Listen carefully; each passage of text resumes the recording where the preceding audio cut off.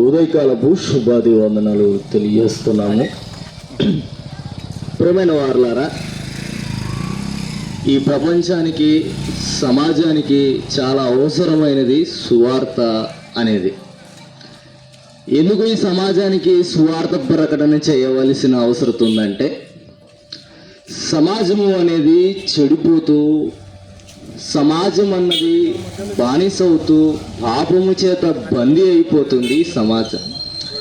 ఈ సమాజాన్ని విడుదల విముక్తి కలగజేయాలంటే ఈ సమాజానికి యేసుప్రభుల వారు అనే ఆ మహాదేవుడి సువార్త చాలా అవసరం.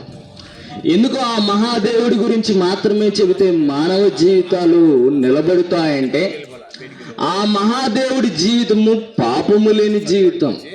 ఆ మహాదేవుడైన యేసుదేవుడి జీవితము పాపానికి బానిసత్వం కాని జీవితం. ఇంకా బాగా చెప్పాలంటే, ఆ దేవుడు ఈ భూమి మీదకి నరుడిగా ఉద్భవించి సమస్త మానవాళి కోసం కలువరిగిరిలో తన ప్రాణాన్ని సమర్పించాడు. ప్రాణం మాత్రమే కాదు కానీ ప్రాణమును సైతం లెక్క చేయలేదు. అందుకే ఆయన సిలువను గురించిన వార్త నశించుచున్న వారికి వెర్రితనముగా కనపడుతుంది, కానీ రక్షింపబడుచున్న వారికి అది శ్రేయస్కరం. ఆ సిలువను గురించిన వార్త సమాజ క్షేమాన్ని కోరి ఆయన కలువరిగిరిలో తన ప్రాణాన్ని సమర్పించి, ఓ మరణమా నీ విజయం ఎక్కడ, ఓ మరణమా నీ ముళ్ళెక్కడ, మరణపు ముళ్ళును ఆయన మరణము ద్వారా విడుదల, మరణపు ముళ్ళును విరిచేశాడు. ప్రియమైన వారలారా, ఆయన మరణము ద్వారా సమాజానికి మేలు జరిగింది. ఎందుకంటే మరణము తర్వాత మరో జీవితం ఉంది అని సమాజానికి హితోపదేశం ఇచ్చాడు. ఎంతగా హితోపదేశం ఇచ్చాడంటే, మరణములో ఆయన జీవితం మునిగిపోయిన తర్వాత 3వ దినమున మరణాన్ని జయించి సమాధి నుండి లేచి మరణాన్ని సైతాన్ని ఓడించిన మహాదేవుడి రక్షకుడైన యేసుప్రభుల వారు. ఈ రక్షకుడైన యేసుప్రభుల వారి మార్గం ప్రేమ మార్గం. ఈ రక్షకుడైన యేసు మార్గం సత్య మార్గం.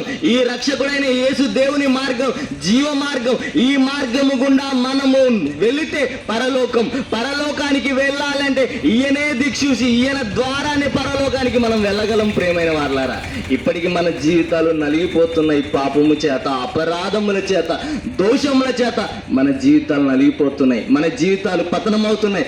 ఈ పతనమైన జీవితాన్ని పరిశుద్ధంగా మార్చుకోవాలంటే ఇదిగో ఈ రక్షణ సువార్త అయిన యేసు దేవుని గురించిన మాటలు మనకు అవసరం.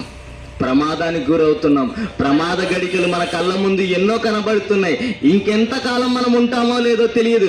ఎప్పుడు మనకి మరణము ఆహ్వానం పలుకుతుందో తెలియదు. మరణించే మన జీవితంలోకి మరణాన్ని గెలిచిన మహాదేవుడైన యేసు దేవుణ్ణి మన జీవితాల్లోకి ఆహ్వానించుకోవాలి. ఆయన్ని ఆహ్వానించుకుంటే నీ జీవితం, నా జీవితం మరణం తర్వాత మరో బ్రతుకుందన్న సంగతిని గుర్తెరుగుతాయి.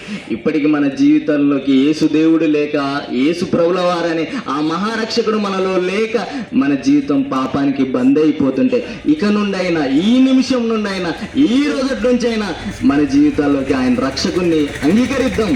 ఎందుకంటే మన జీవితానికి రక్షణ చాలా అవసరం. రక్షణ లేకుండా మన జీవితంలో ఎంత ముందుకెళ్ళినా స్వర్గం, మోక్షం మనకు రాదు. ఆ రక్షణలో ఉండాలంటే యేసు దేవుని మన జీవితంలోకి ఆహ్వానించి ఆ పరలోకానికి, మోక్షానికి నీవు నేను మనమందరం వారసులు అవ్వాలి. అట్టి వారసులయ్యే కృప దేవుడు మనందరికి కలుగజేయాలని ఈ సువార్త పలుకులు. చిన్న ప్రార్థన చేసుకొని మనం ఈ సువార్త పలుకులను ముగించుకుందాం.